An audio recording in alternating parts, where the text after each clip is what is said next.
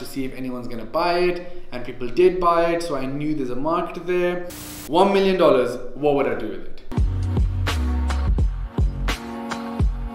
What's going on? Welcome back to my YouTube channel. This is the Weekflow, where I take you behind the scenes of my company Gemflow and what we get up to. In case you don't know who I am, my name is Shan. I run a company called Gemflow where we help social media influencers build their own brands. So what do I mean by that is, you know, social media influencers promote other brands, and you probably see that a lot all the time. 4 years ago, I saw an opportunity that if someone has a huge audience, they can build their own brand and sell their own product, service, whatever that is, to their own audience. If you're a business owner or work in a business, you know how hard it is to get customers, right? That acquiring a customer is the hardest thing in business in general. No matter who you are, that is the fundamental thing that's going to the difference between you being successful or not successful if you can get customers. So what I found was that if someone has a huge audience that have like a shared common problem, chance of you launching a business and finding customers and them buying stuff off you is so much higher if there's a huge audience there, right? So imagine if you want to release a clothing brand today, do you think you would do better if you had 100,000 followers or 0 followers? What do you think will have more success? So that is what I found, and it's been 4 years. It's great. I have a team of about 50 now here in London and people over in LA, and we're growing aggressively. We're also hiring, so I want to put up the job page here, careers, come and apply, and hopefully you can be here at Gemflow working. Anyway, so I'm actually just back from Dubai. It was an amazing trip. Helped me. You know, it's funny, a lot of people talk about like burnout and that kind of stuff. I've never ever felt that. But what I do feel sometimes, I get so into certain projects or certain amount of things that you get very like, I guess, stressed, overwhelmed, overworked in that area. But so what I find is that I don't need like time away from it all. I just need to sit and do some other stuff to refresh myself to come back to something. So what I found was I sat and I just worked on other things whilst taking some time with family, yes, but I just started working on a few of the other things. Obviously, I'm working on a fundraise right now, which is keeping me really busy. So it was good.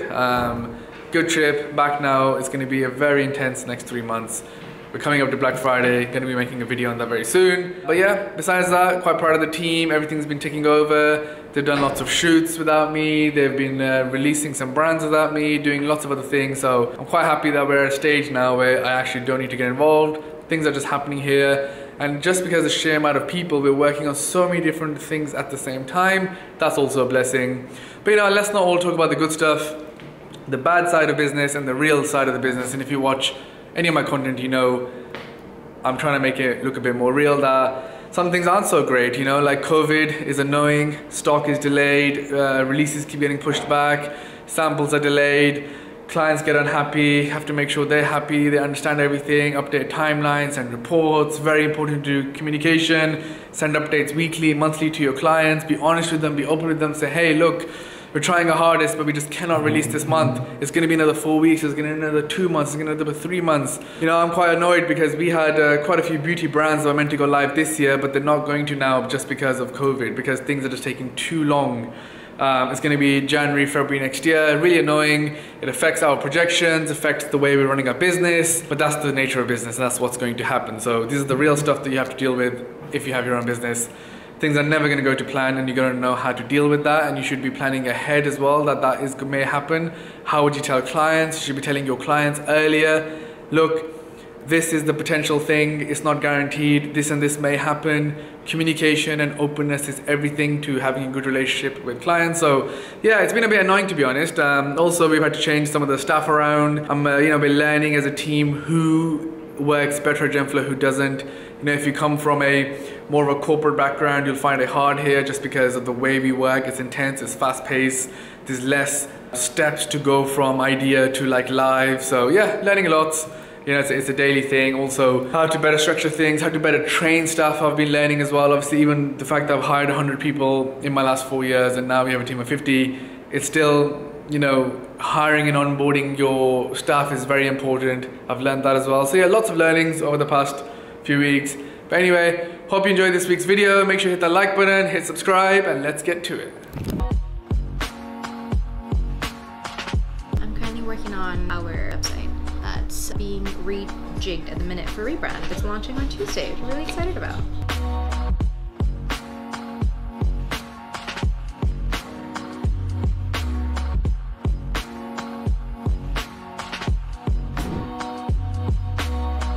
I'm the account manager manager for most of the LA-based clients. So I wanted to hop on here and give a little update on what we're working on across the pond. We have a lot of really exciting brands in development and that we've recently launched. A fitness program, the swimwear brand, launch event as well, mass made from factory offcuts. And we're already working on a restock and working on designs for drop 2. We're really looking forward. Our team has worked so hard on this launch and you can really see it in the promotion, the socials, and even in the sales.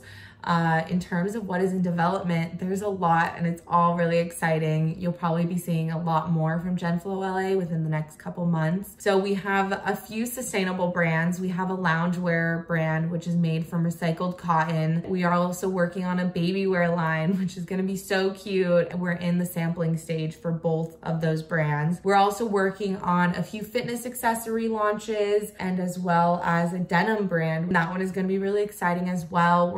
We're in the final stages of sampling now and we've really narrowed down on designs and the launch collection. So I'm really looking forward to sharing more about that with you guys.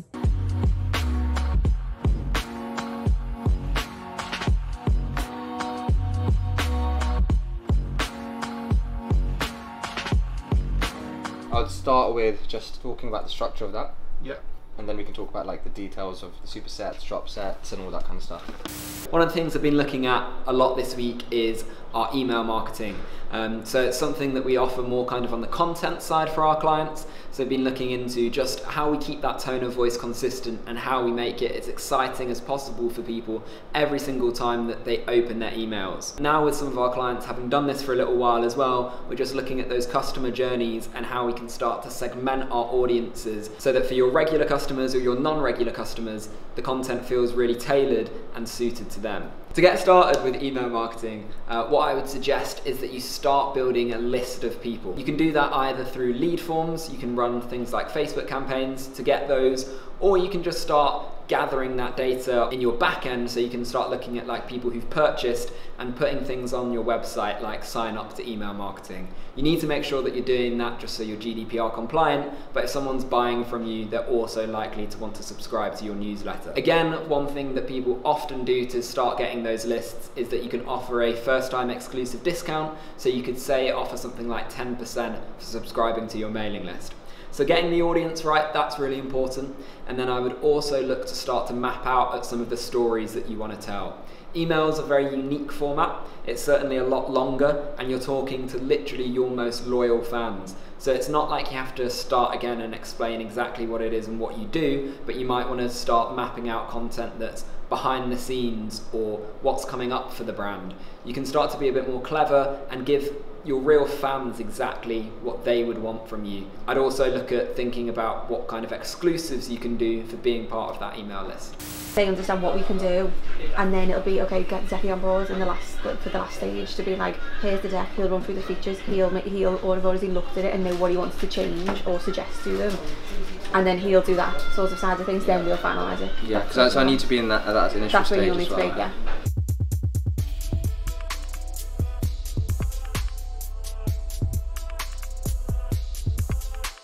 Let's push for a same day pickup on Friday, because otherwise we'll have to pay storage over the weekend. If not, delivery on Monday.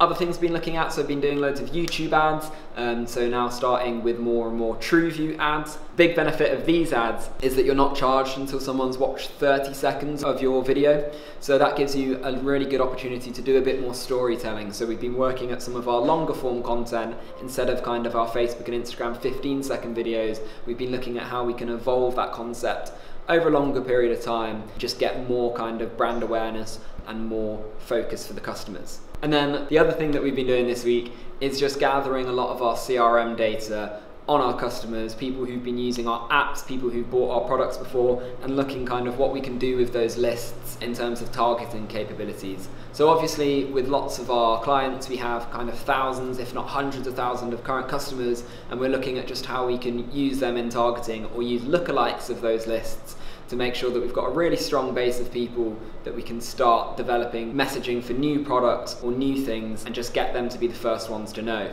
The big advantage of having these CRM lists and not doing them just through, say, website retargeting is that you've got more amount of data. So with all advertising platforms, you're kind of hindered by a 180-day rule, Whereas obviously with our lists, we can start looking at some people who bought beyond that period and start looking at how we can re-engage them and get them to buy again. What kind of stuff would you do to re-engage someone who maybe bought a product 2 years ago? So I think it's just a matter of, you don't have to completely start again. They know your brand, but it's just making sure that they're aware of everything new that you do.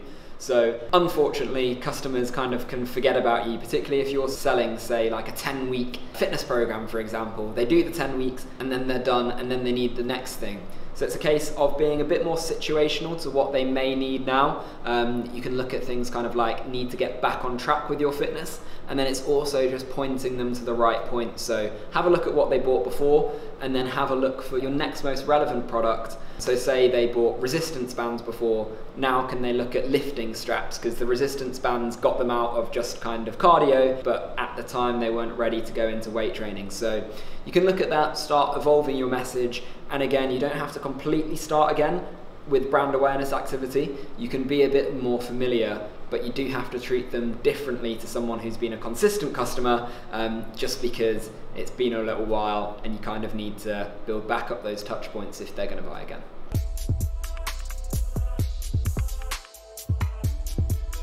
Hey, what's going on? So, just finished off a meeting with some of the guys. It was good, you know, there's lots happening. I'm a bit tired now, it's the end of the day, it's the end of the week, it's Friday. But what I'm gonna do now is I'm gonna run through some questions on the past few YouTube videos, and Instagram. I've had some questions. You know, the views are slightly getting better on YouTube, which is cool. So I think we're on about 700-800 views now on the Weekflow. So, you know, it's still a very side project thing that we're currently doing and I'm doing. So it's cool to see that it's been slowly growing in the background, trying a few different things, thumbnails, titles, all that kind of stuff. But yeah, so let's get in and answer some questions for you. All right, so this is a very good question, and I think before I could answer it, I'm gonna break it down a bit.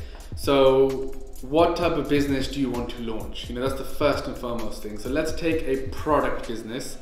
Product business meaning where you're gonna sell something, like a physical product, like a clothing brand, a beauty brand, something you're building in terms of product, and then you're gonna sell it. How can you test that out? Number of ways. One of the ways which I've talked about in the past is that you kind of fake it, and what that involves is that you are essentially creating a dummy website with some dummy products to see if someone's gonna buy it. It's not so hard to like Photoshop some logos on some t-shirts, Photoshop on some models, some logos. Obviously this is not something that it should be doing, but it's a great way to test your idea. So do that, mock up your products, make a website, come up with a name, everything else, spend some money on some ads, and just test the whole idea. And by the end of it, you're not just testing the idea, you're testing your ability as an entrepreneur, you're testing yourself. So then you will know, once you go through all that process, maybe at the end of it, you're gonna be like, you know, I just don't really, it's actually not that fun.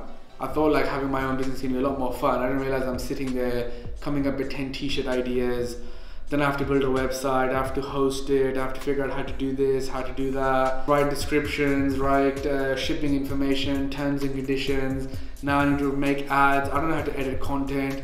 Now I need to sit and watch 5 days of tutorials on YouTube to learn how to edit. Then I'm gonna make some adverts, and then I'm gonna go and put it on, because that's what it's gonna be like to launch your business. I doubt you have the money to go and hire 10 people to do editing, content, e-com, etc, for you. So I think it's a great way to test your idea, because you're testing yourself. That's what I would say. Another flip side of that is with a bit more money. My option one is literally time and effort, no money. If you have a little bit of money, you could actually test it by making some products. So if it is a clothing brand, you can just print some clothing at your local printing shop. If it is some other products, go and just buy some, and maybe buy some stickers and stick your label on. So maybe you want to sell some beauty, buy some blank lipsticks, stick your logo on it, and there you go, there's your first product. I think at the beginning stage to test your business, you don't necessarily need to be thinking about all the different things. And this is more applicable for, you know, my answer is more applicable to someone who's, which I'm guessing you are, you know, you're trying to start something, you may be already working, and you want to see if something really works before you leave your job, before you really commit to it. I'm sure if you had $50,000, $100,000 and you want to start something, it's a different story.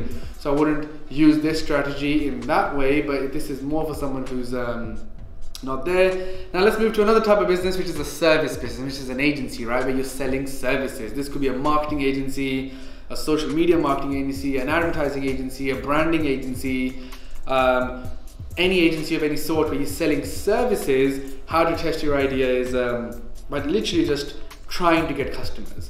What I would do is, if you're a social media marketing agency, you want to begin, you should go to people that you think you can get as clients and try to get them as clients. It will literally cost you nothing besides some time. What I would do, and the big opportunity today is there's lots of brands, lots of businesses that are doing social media, but they're really doing it wrong. They just post something, right? That they don't think that's an active strategy. They don't really pay attention to the socials, and that's the opportunity. So what I would do, I would find businesses like that in your local area, in your niche, whatever your interest is in.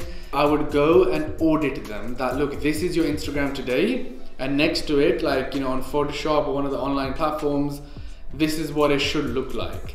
I would pitch them like that, and that's how I would test your business idea. So what I mean is, like, once again, can you actually tell a business out there what they can do better, what you can do better for them, so they would hire you? That's how I test your business ideas. If you like, I hate my job, I want to leave my work, I want to start my marketing agency, why don't you actually go and test it, right? Try and pitch 3 businesses out there, 10 businesses out there. In there, once again, you learn that actually, I hate making presentations. I hate sitting and thinking about this, and then I had a phone call with them and it was hard, and then they wanted more information, then they wanted to see a contract. What you'll be surprised actually is a lot of people don't, like, you know, like yourself, you may want to leave your job or whatever and start a business, but the actual ins and outs and the day-to-day of business are actually not that fun as you may think, and you need to get a grasp of it. So again, you're testing, can I sell this service? Is there business out there for me? And at the same time, do I really like it? So both those examples, you know, that's exactly what I did. So in the first way, I made a product, a fake product in that way, where I was selling an influencer's training program, and I ran some ads to see if anyone's gonna buy it, and people did buy it, so I knew there's a market there. On the flip side, on Genflow, you know, in the beginning I sat and emailed so many influencers saying to them, hey, do you know you can make this much more money if you sell a product that you own instead of another one? So I tested both things before getting into it, that okay, before I'm going to spend a year building a platform or figuring out physical products, how to sell stuff or whatever, let's just go through this journey. And what I did on Genflow is that I did a pre-order to see if someone can sell products before I figure out how to sell products.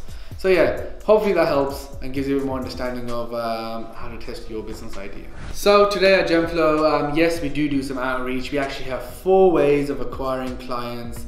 The first way is that we have inbound. So people find us, they know what Genflow is about, and they come and get in touch with us. So that's the number 1 way.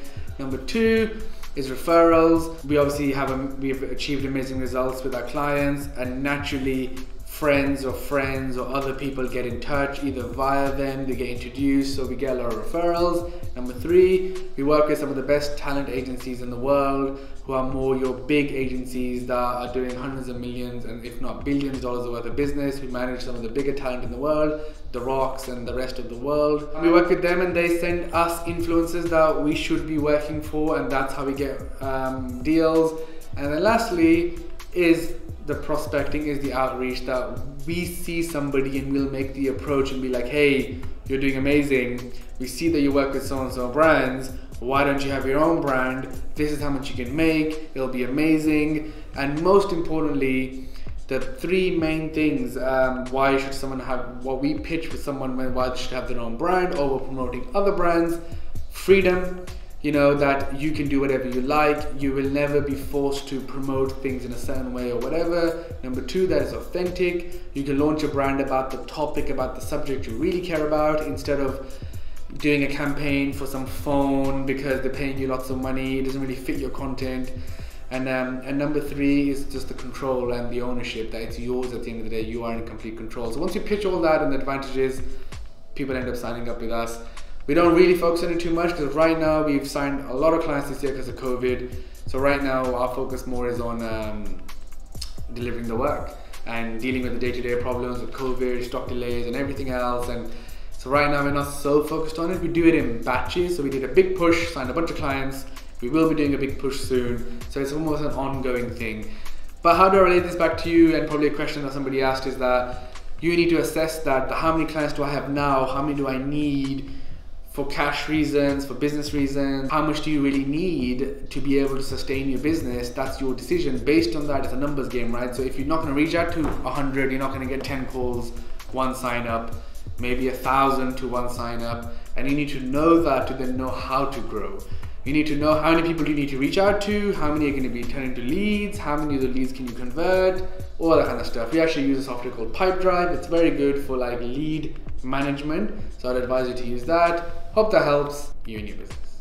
Alright, so obviously this is a very big question. There's lots of different things. First and foremost is that you need to have a plan. Either you need a little bit of experience and understanding of your own business to be able to put a plan in place that, let's start right at the top. I think, how much do you want to fundraise and why? So, say if you're like, I'm sure everyone wants $1 million, right? Everybody watching this right now, if I said to you, if I give you $1 million, you'd be like, yes.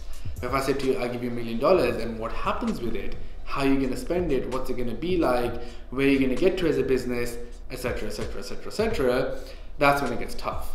So to prepare for a fundraise, forget the investor, forget everybody else. You need to first create a plan that is real and you've actually thought about it. And that's when it actually gets tough because you have to really sit down and be like, right, okay, $1 million, what would I do with it? And you just have to start there. Okay, so what I would do today, I don't have any marketing, so I'll hire a marketing team. That's 5 people on $20,000 salary, right? That's 100,000 gone. I would get a better office. That's another 100,000 gone. I would hire a sales team, and the sales team would cost this much, and then whatever, right? But then from that, you start developing your financial model, which is that, okay, if I do so and so and so and so, that means I'm gonna sell this much. And I'm gonna have these costs and make this much money. So 2 things you will be preparing in a business for a fundraise is your business plan and then your financial model, and obviously they're intertwined and they all match up. Once you've done that, then you move on to the let's call it the smaller information that you'll be sending to people. From that, you should then create a presentation, which you refer to as a deck, where you should be doing 10-20 slides on your business, which are a bit more streamlined, so you can send that to somebody. From there, I normally would make another teaser one, which is almost like 2-3 slides, which is a brief teaser. The reason is because you need all these documents for different sort of things. So maybe you're gonna reach out to an investor, they'll say, hey, yeah, send us more information about your company. You should send them like a 3-page doc to be like high level. This is what we do, our results, what we're looking to achieve, how much we're looking to raise, and what's what. Then they're like, great, we want to know more. Then you'll talk to them, and then you can send them the bit of 20 slide one. Then maybe you'll sign an NDA and stuff, and then you'll sit with them and go through the full business plan and everything else. So there's stages. This obviously is a very big question, but to get ready, the fundamental thing is that you need to be ready and actually have a plan, a real plan, well thought out, with all the details, everything else. Then essentially you're ready for a fundraise, because that is what's going to be needed to explain to someone why they should trust and give you the money, how you're going to spend it, and what's going to happen. That's what I would say you need for a fundraise. Cool, well, hopefully that was a bit helpful. 3 questions there, a bit more in-depth than normal. Hope you enjoyed this video. It's been a good week here at Gemflow. Things are definitely getting busy. It's getting to the it's Q4 now. It's a lot of things are happening. We're just trying to stay on top of it all, and yeah, I'm working on lots of things myself. My own fundraise for Gemflow is one of them, which has been a lot of work, a lot of phone calls, and a lot of stressful stuff. But it's fun, and trying to achieve something so big that it has its own feeling to it. So on that note, hope you enjoyed this video. Make sure you give it a thumbs up. Any more questions, put them below, and I'll see you next week.